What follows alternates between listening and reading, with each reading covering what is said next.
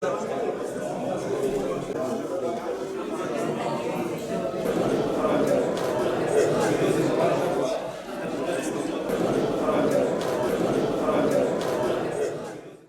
من خۆشبەختانە 100 دانە لە فۆتۆکانم هەر لە 2015-2016 لە فەڕەنسا کران چونە ناو ئەو کوراسەیەوە کە هەموو فۆتۆگرافەرانی جیهان لەوێ فۆتۆیان گرتبوو.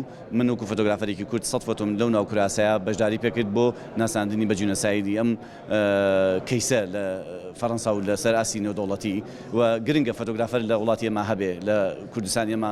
من هەمیشە وتمە گرنگە فۆتۆگرافەر هەبێت و ڕۆژنامەنووسە بێ، چون فۆتۆ وشکردنی ساتە کە بە زیندوی بۆ هەتایە ئەمێنێتەوە زمانی هەموو نەتەوە یەکیشە. فۆتۆکان هەمووی 2014 بوو، تەمان 3 ڕۆژ دوای ئەو کارزاتە نەگریسی کە ڕوبەڕووی برایەزیەکانمان بوویەوە لە شنگال.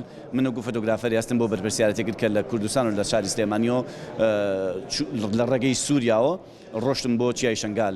لەوێ مەعسات زۆرم بینیەوە. من ئەگەر بۆت باسکەم دانیشین ئەتوانم بڵێم دەریایەک مرەکەب و جەنگەلێک قەڵەم ناتوانێت وەصفی ئەم مەعساتانە بکا کە لەوێ من بینیومە. بە هەزاران مناڵم بینی کە لە چینوە لە برسێتە ئەمردن، بەدەیان مناڵم بینی کۆرپە دوو پشک پێوەدا ئەمردن، دەیان دایک و ژنی پیر و پیاوی پیر مەبینی لە تینویا خنکان. یعنی کارەساتەکە ئەوەندە زۆر بوو، ئەوەندە زۆرە ناتوانانی وەصفیکەی. بەڵام مەعساترین کارەساتی کە هەمیشە لە ناخی منە ئەم دەرزێنێ ئەو فۆتۆیەیە کە لە نێو خێمەکە خانەوادەیەک هەمویان بەرەو لە ناوچوون چن زیاتر لە 5-6 نەفرن، تەنها دایکەکە ماوە، هەمویان ئەمری خۆیان کردووە و دواییشە دوای ڕۆژێک کە سەردانم کردووە، سەردانی و منتیقەیم ئەو ناوچەیم کردو و خێمەکەیم کردو، بەداخەوە دایکەکەشان ئەمری خۆی کرد و خانەوادەیەک بە کامل لە تین و برسێتیان لە چای شنگالە بەرەو ناوچوون.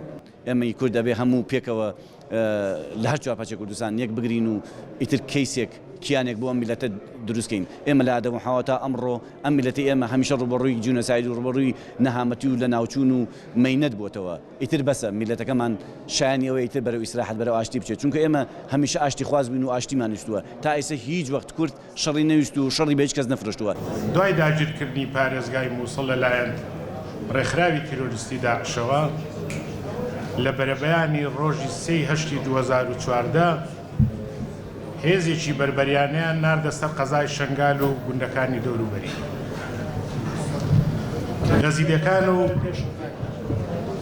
یەزیدیەکان و تەواوی پێکاتەکانی تری وەک شەبەک و تورکمان و کریستیان و کاکەیەکان ڕوبەڕووی کوشتن و سیاسەتی جینۆساید بوونەوە.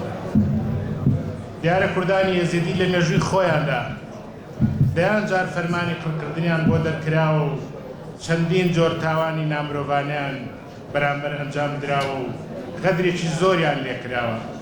بەڵام تاوانی شنگال لە زۆربەیان بە ئازارتر و جەرگ بەرتر بووە. ئەو برینە قوڵەیە قەت ساڕێژ نابێت و بیر ناچێتەوە.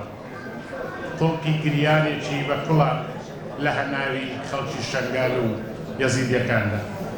لەم پەلامارە تاوانکاریەدا بە هەزاران هاوڵاتی کورد یەزیدی لە ژن و پیا و مناڵ کۆمەڵ کوشتران.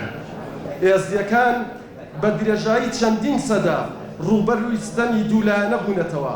لەلایەک وەک هەر کوردیەکی دیکە بەهۆی کوردبوونیانەوە ڕوبەڕووی ستەمی ڕژێمە سیاسیە یەک لە دوای یەکەکان بوونەتەوە و چەوساونەتەوە و پەراوێز خراون و ڕاگوێزراون و گوندەکانیان وێران کراوە.